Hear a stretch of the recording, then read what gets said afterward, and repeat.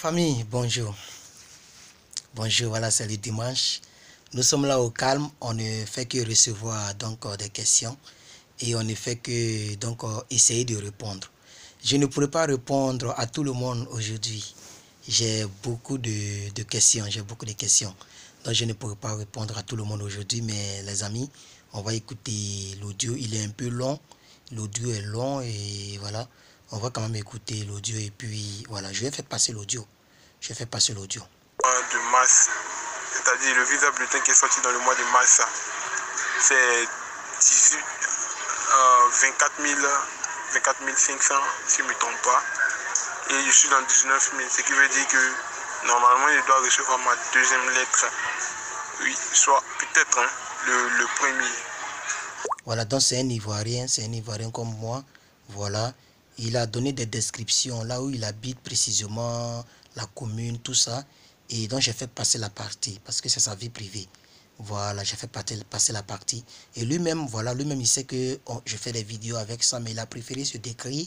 Mais j'ai fait passer pour le protéger lui-même. Donc on écoute. Donc il est dans 19 000 et il a visité le visa bulletin, c'est-à-dire c'est une plateforme où on donne un peu les numéros qu'on doit prendre pour l'interview. Donc c'est une plateforme, vous tapez seulement visa bulletin sur Google, vous allez tomber dessus et vous allez voir l'Afrique, le nombre qu'ils sont en train de prendre, ok, le numéro, le case number qu'ils sont en train de prendre. Donc lui il est dans 19 000 et ils sont à 24 000, donc forcément il va recevoir sa lettre très bientôt. Voilà, parce qu'il est déjà dans l'interview des personnes qu'on va prendre. Voilà. De mars, c'est-à-dire le visa bulletin qui est sorti dans le mois de mars, c'est 24 500 si je ne me trompe pas, et je suis dans 19 000, ce qui veut dire que normalement je dois recevoir ma deuxième lettre, oui, soit peut-être le premier. Voilà, mais mon souci est que celui chez qui je devais partir en premier, c'est-à-dire lui qui devait être mon sponsor et mon hébergeur, j'ai changé, c'est-à-dire j'ai trouvé un parent, un tonton là-bas qui est apte à me fournir des documents et en même temps, pas le même, mais un autre tonton qui aussi aimerait que je vienne chez lui. Voilà, maintenant je demande, est-ce que, vu que j'ai changé de personne et bientôt je dois aller à l'ambassade là-bas ou bien à l'entretien, je vais leur soumettre l'idée, puisque mon sponsor il va envoyer mes documents, il va envoyer les documents et l'adresse que je vais soumettre pour aller à l'ambassade, ça serait pour l'autre. Et c'est pas ce que j'ai mis dans comment on appelle ça, ma lettre 260. Donc je veux savoir si, est-ce que ça va empiéter sur mes démarches, c'est-à-dire l'obtention de mon visa pour l'Amérique. Merci. J'espère que vous m'avez bien compris. Que Dieu vous bénisse et qu'il vous donne la sagesse pour mieux m'éclairer et que tout le monde ou bien certaines personnes qui se retrouvent dans ce même problème aussi, dans ce même cas, puissent avoir un éclaircissement. Merci, que Dieu vous bénisse encore. Amen. Voilà, donc, ok. Voilà, donc c'est un frère et un frère, ivoirien. Voilà. Son audio est tellement long, malgré que j'ai fait passer, mais ça a été toujours long. Je vais dire que ça ne va rien empiéter, puisque c'est le rôle de la DS260. La DS260, c'est un document qui te permet de modifier certaines informations ou d'ajouter certaines informations. C'est le rôle de la DS260 au fait. Donc ça ne va rien empiéter. Mais si j'étais moi, j'allais pas changer. C'est à l'immigration que j'allais changer. Mais peut-être que le frère ne savait pas, il n'était pas au courant. Voilà, donc il a préféré changer. Sinon, quand c'est comme ça, tu gardes l'ancien et tu gardes l'ancien sponsor que tu avais mis pour ne pas trop modifier. Parce que plus tu modifies trop ton dossier, plus On sait jamais sur quel genre de consul tu vas tomber. Il y a des personnes qui n'aiment, il y a des consuls qui n'aiment pas trop lorsque les choses ne sont pas trop claires.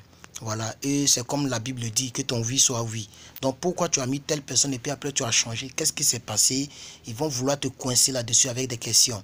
C'est la seule partie. Sinon, en ce qui me concerne, ça ne va pas compliquer quelque chose, parce que s'ils ont mis la possibilité de modifier et de changer, c'est parce qu'on peut changer. Voilà. Donc je ne pense pas que ça va poser problème. Mais pour toutes les personnes qui se retrouveront dans le même cas, ok, lorsque vous avez donc quelque chose à changer, surtout si c'est pour changer l'adresse ou bien le sponsor, si vous aviez une ancienne adresse que vous avez mis, laissez l'adresse que vous avez mise. Vous laissez l'adresse à sa place. Et quand vous aurez vos visas et que vous viendrez ici à l'immigration, quand tu descends de l'avion de Los Angeles ou bien d'un autre aéroport, quand tu descends de l'avion, on t'envoie à l'immigration d'abord. Avant même que tu arrives, que ta famille d'accueil ne vienne te chercher, avant que tu ne sortes de l'aéroport, tu passes à l'immigration pour remettre le dossier de ton sponsor. Le dossier scellé là. Tu remets ce dossier là, oui, à l'immigration. Et ils vont vérifier ton visa, ils vont vérifier ton passeport.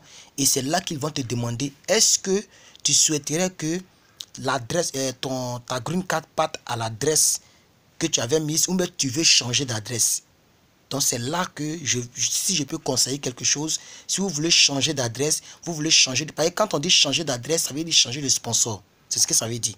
Changer d'adresse veut dire changer de sponsor. Mais peut-être dans son cas, il a préféré changer à l'avance parce que son oncle dont il a parlé va lui envoyer les documents. Peut-être que l'autre sponsor n'était pas prêt à lui envoyer des documents. Là, il a bien fait. Là, il a très bien fait parce qu'il faut le document du sponsor pour partir à l'interview. Voilà, donc il a très bien fait. Voilà. Mais si c'est simplement pour ne pas vivre chez lui, non. Tu peux arriver, dès que tu arrives, tu t'en vas chez quelqu'un d'autre. Voilà, par exemple, quelqu'un peut venir ici et a mis sur ses documents que son sponsor, c'est telle personne. Ok, mais dès que la personne vient, la personne peut venir dormir avec moi ici. Voilà, ça ne pose aucun problème. Et lorsque ta green card vient, elle va venir sur l'adresse que tu avais mis de l'autre côté. Voilà, donc ça ne pose aucun problème, ok? Donc mon frère, il n'y a pas de souci. Il faut toujours vérifier ton mail. Il faut toujours vérifier ton mail. Et quand tu auras ta deuxième lettre, va à l'interview et tu vas réussir. Voilà, donc il n'y a pas de souci. Il ne faut même pas t'inquiéter. Si tu as changé de sponsor, il ne faut pas t'inquiéter. Ok?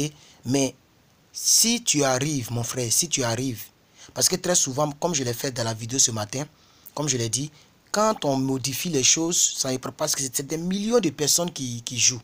Donc le système, souvent, il est surchargé. Donc quand tu modifies, souvent, ce n'est pas modifié dans leur base de données. Donc quand tu reviens, tu retrouves les mêmes choses. Comme mon frère sénégalais, ou bien béninois. Il y a quelqu'un qui m'a envoyé un audio que j'ai fait tout à l'heure. Il a modifié qu'il n'avait pas d'enfant et que c'était une erreur. Mais lorsque sa lettre est venue, il regarde sur la lettre, ils ont mis 2 personnes. C'est comme s'il avait toujours un enfant.